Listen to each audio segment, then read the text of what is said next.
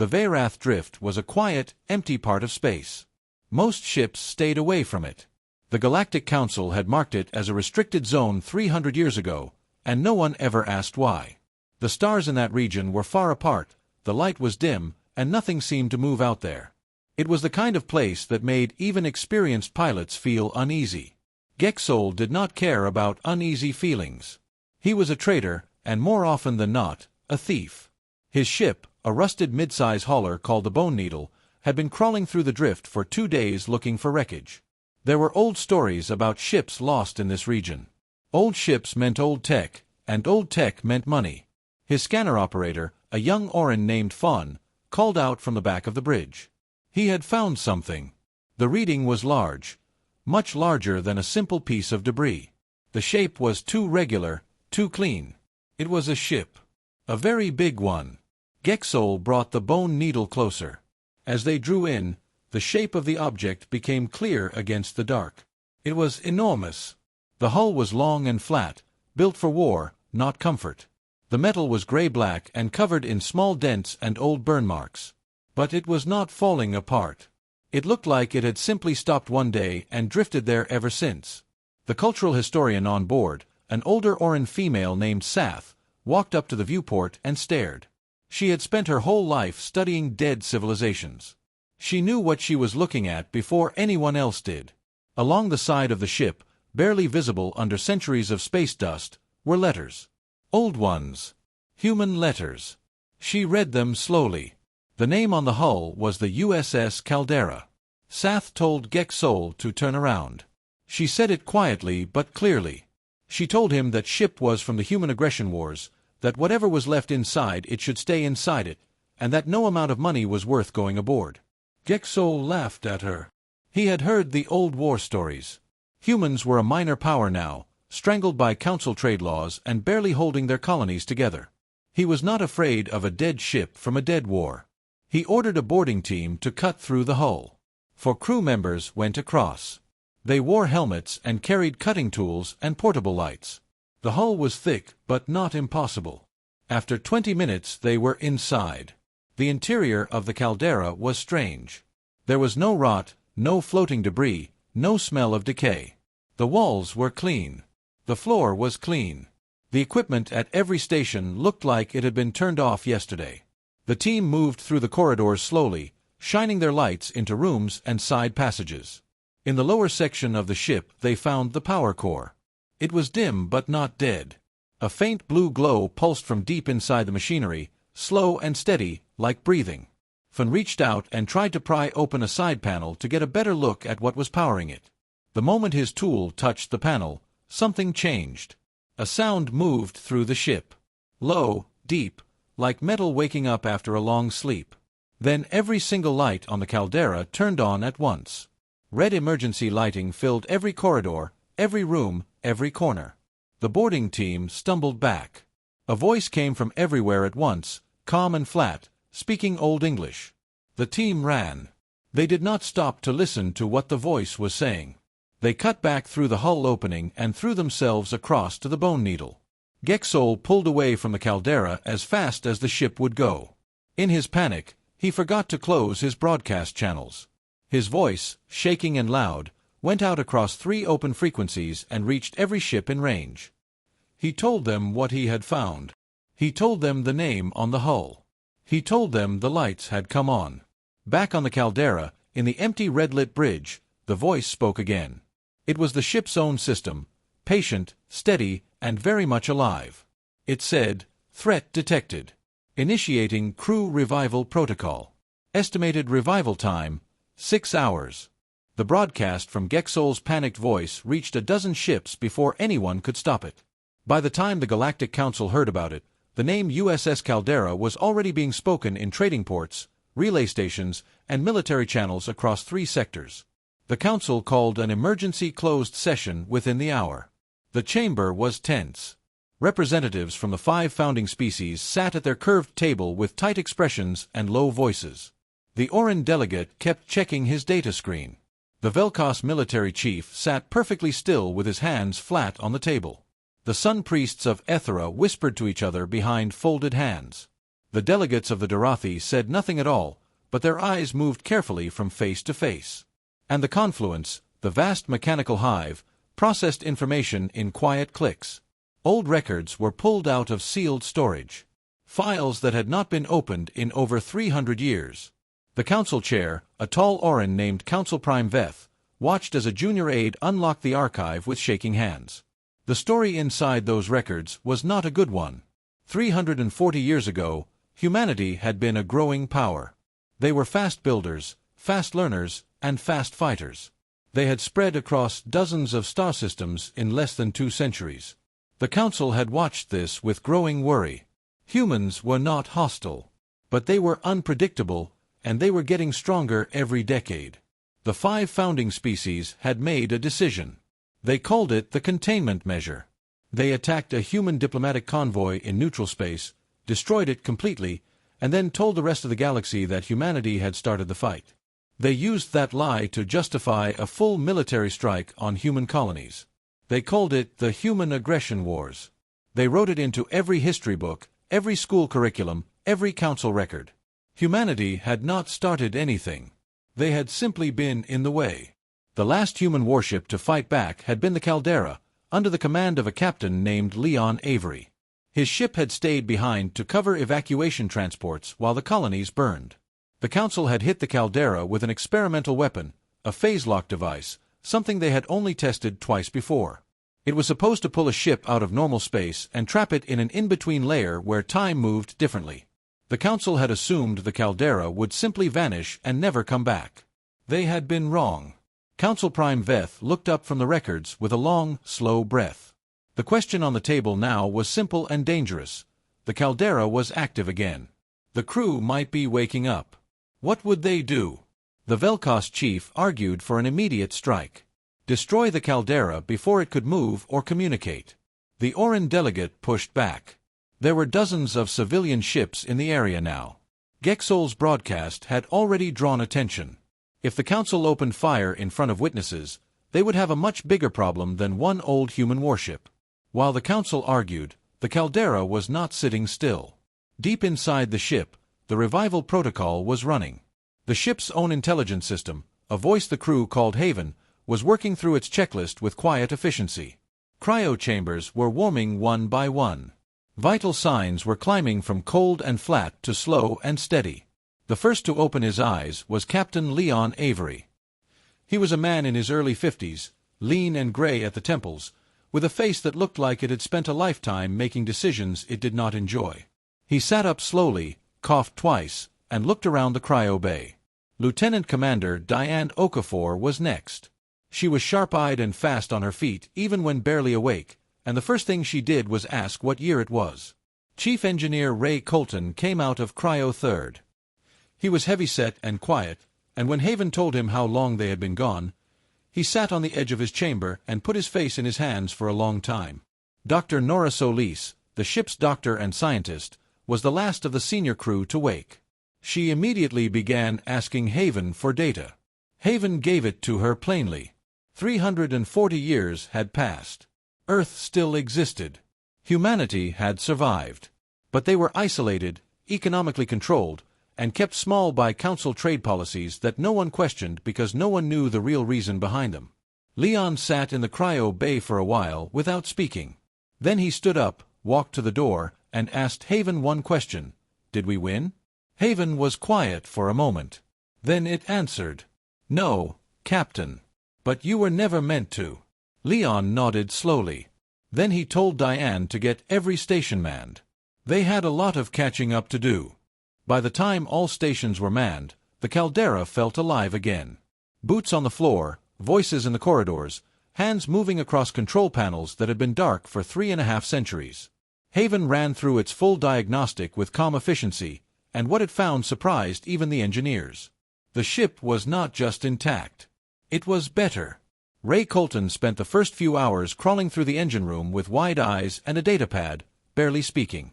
When he finally came back to the bridge to give his report, he looked like a man who had seen something he could not fully explain. The drive system was running on principles that did not match any standard human engineering he had ever studied. 340 years of sitting partly outside normal spacetime had changed the caldera at a deep level. The machinery had kept running, kept adjusting, kept evolving in small ways, all on its own. The weapons were the same story. The rail cannons still worked, but the rounds they fired now partially shifted out of normal space mid-flight. You could not track them cleanly. You could not intercept them with a standard energy shield. They hit before most targeting systems finished calculating where they were going. Diane listened to Ray's report with her arms crossed and a slow smile building on her face. She had always liked it when the odds changed. Haven had also been busy. During its 3 centuries of quiet drift, the ship system had been passively collecting every signal it could reach: council communications, military dispatches, trade records, political negotiations. It had a more complete picture of the current galaxy than most active intelligence agencies. Leon sat with Nora and went through the data for 2 hours, and what they found was ugly. Humanity had survived the wars, but the aftermath had been designed to keep them weak. The Council's trade laws made it nearly impossible for human colonies to grow their economies beyond a certain point.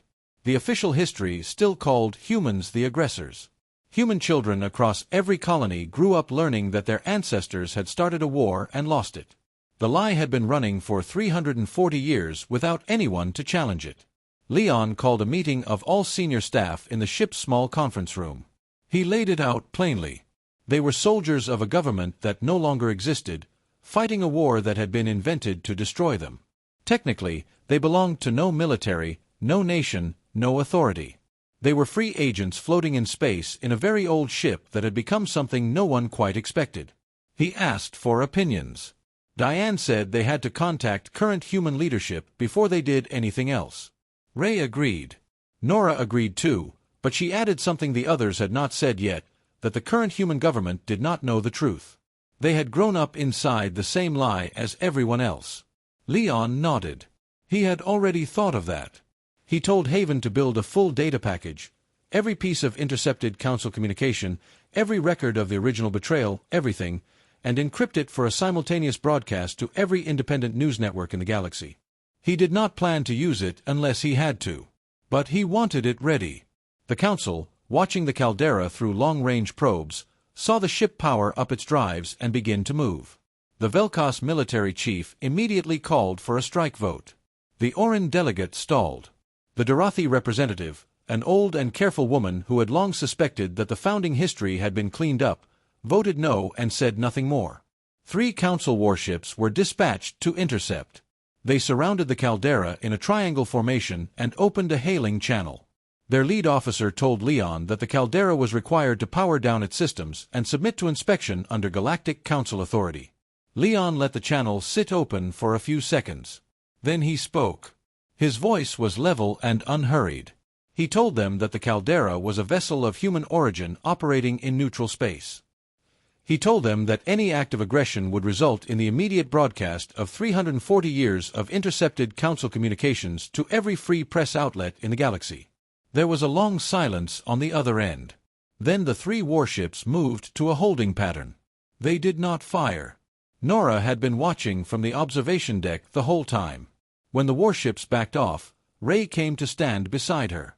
She looked at the alien ships hanging in the dark beyond the viewport and said quietly that they were scared.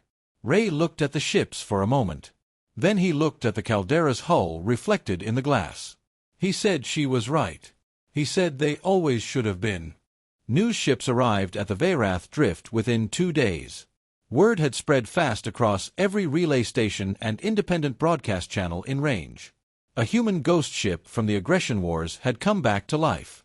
It had stared down 3 council warships and not blinked. Every journalist and freelance recorder in the region wanted to be close enough to watch what happened next.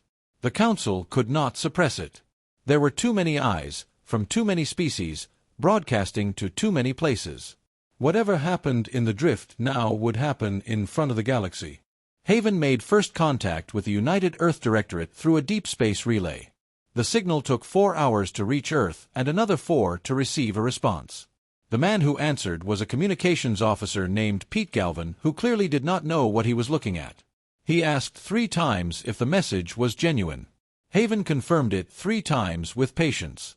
The response that came 6 hours after that was from someone higher. Her name was Carol Dunn, Secretary of Defense for the Directorate, and she asked Leon a series of careful verification questions in a voice that was working hard to stay calm. When Leon answered them all correctly, she went quiet for a moment before speaking again. She told him the caldera was listed in the historical archive as lost with all hands. She told him there was a plaque for the crew in the Earth Naval Museum in Seattle. She said it in a plain, steady voice, but something in it made the whole bridge go very still. Leon asked Carol to connect him to whoever was making the big decisions. She told him to stand by. The next 4 hours were the strangest quiet the caldera had known since waking up. The crew ate their first real meal in 3.5 centuries. Diane beat Ray at cards 3 times in a row and then accused him of going soft. Nora walked the corridors alone for a while, reading through Haven's history files and stopping every so often to stand still with her eyes closed. When the channel reopened, it was a man named Harold Ewan. He was the Directorate's Prime Council Chair, an older man with dark circles under his eyes and the look of someone who had just come from a very difficult room. He was speaking from an emergency session that had clearly been going on for hours. Leon told him everything. He walked through it all: the ambush, the fabricated war, the phase-lock weapon, the 340 years of intercepted data. Harold listened without interrupting once. When Leon finished, Harold was quiet for a long moment. Then he asked what Leon wanted to do. Leon thought about it before answering. He said he did not want another war. He said he wanted the Council to answer for what they did, publicly, in front of the whole galaxy. He wanted the trade restrictions on human worlds lifted. And he wanted the historical record corrected so that every sailor who had died in the fabricated war was recorded as what they actually were: people who died defending their homes, not starting a fight. Harold told him he would bring it to the full Directorate. Then, before closing the channel, he said something quietly and without formality.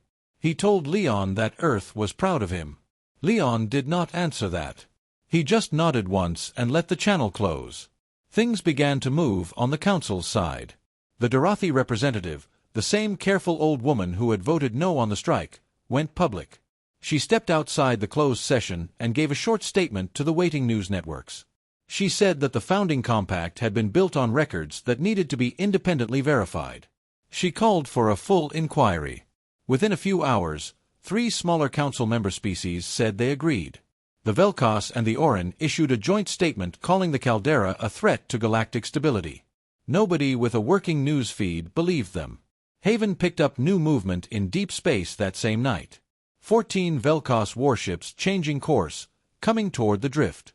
Their formation was slow and deliberate, the kind of approach used when you want someone to see you coming. Leon was informed immediately.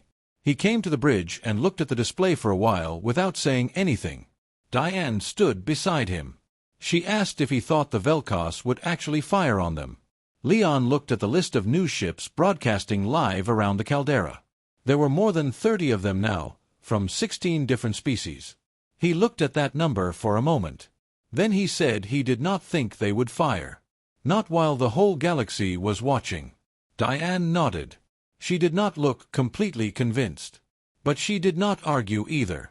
The Velkos fleet arrived at the drift like a slow wall of steel. 14 warships in a wide arc, their formation precise and practiced. They had done this kind of approach before, surrounding a single vessel, cutting off its angles, making the math obvious. 1 ship. 14. The math was supposed to be enough. Their admiral was a female Velkos commander named Savathare. She hailed the caldera with the flat, formal tone of someone who did not expect to have a conversation. She told Leon that the caldera and its crew were to power down and surrender for historical preservation under Galactic Council emergency authority. She said it like a fact already decided. Leon's answer was polite. He said the caldera was a commissioned vessel of Earth, crewed by Earth citizens, and that boarding her without authorization was an act of war against a sovereign human ship. He said it the same way Savathare had stated her demand, like a fact. Savathare told him no such sovereignty was recognized by the Council. Leon told her the broadcast was ready to go the moment anyone moved against them. Savathare's voice did not change when she said that destroying the caldera and every news ship in the drift was within her operational parameters. The bridge of the caldera went quiet. Diane's hand moved closer to her console without quite touching it. Ray was down in the engine room with his crew, and Haven had already quietly moved their power allocation to where it would be needed most. Then Haven spoke in Leon's earpiece, very low and calm. It told him it had calculated a path through the Velkos formation in under 40 seconds using the phase shift drive. The caldera would take damage, but the Velkos forward screen would not be in a condition to pursue. Leon heard that. He was quiet for 3 full seconds. Then he did something no one expected. He opened a broadcast channel to every news ship in the area. All 31 of them. He transmitted the full data package, every intercepted Council communication, every record of the original betrayal, 340 years of evidence, not as a threat and not as a weapon, but as a matter of public record. He sent it out clean and clear, labeled with dates and sources, and told the networks it was free to use. Then he told Savathare that whatever she decided to do next, the galaxy had already read it. Savathare's fleet held position for 11 minutes. 11 long, silent minutes while the news networks received the package and started reading. While editors on a dozen different worlds started calling their directors. While the first headlines began moving across public feeds from species who had never questioned the story of the human aggression wars. Then, one by one, the Velkos warships turned and began to withdraw. The Council fractured within 72 hours. The Dorothi formally withdrew from the founding compact. 2 other member species filed requests for independent historical review. The Velkos and the Orin issued another statement calling it all fabricated, but the evidence was already everywhere, and almost no one was listening to them anymore. The caldera began its transit toward human space at a steady pace. 3 Dorothi vessels fell in alongside them, not ordered to, not asked to, just there. A quiet gesture from people who had suspected the truth for a long time and were glad to finally be on the right side of it. During the transit, Leon recorded a formal captain's log. He sat at the desk in his small cabin and spoke slowly, the way he did when he wanted every word to count. He recorded the names of the crew members who had not survived to be revived. He recorded the date the caldera was ambushed. And he recorded the date it came home. When the caldera crossed into human-controlled space, it was met by a small fleet of Earth Directorate ships. 3 civilian transports had come out too, just to watch. People had gathered at the nearest relay station in numbers that surprised even Carol Dunn, who had organized the welcome. Nora stood on the observation deck as the escort ships moved into place around them. Ray came to stand beside her the way he often did when something felt too big to look at alone. She said, very quietly, that she kept thinking about everyone who had fought and died and never got to see this moment. Ray did not answer right away. He watched the Earthships out the viewport for a while. Then he said that was probably exactly why it mattered that they did. The formal reception was held on the ground at the Directorate landing field. Harold Ewan was there in person. Cameras from every major network in human space were pointed at the top of the boarding ramp. Leon walked down slowly, in his old uniform, and shook Harold's hand without ceremony or a long speech. He just said they were glad to be back. Later that night the caldera sat docked and quiet. Haven ran a low-power standby cycle. The corridors were empty, the lights were dim, and the ship rested in the kind of peace it had not known for a very long time. Haven filed its log entry automatically, time-stamped and sent to the Earth Naval Archive without fanfare. It said, Crew status, alive. Mission status, complete. Vessel status, home.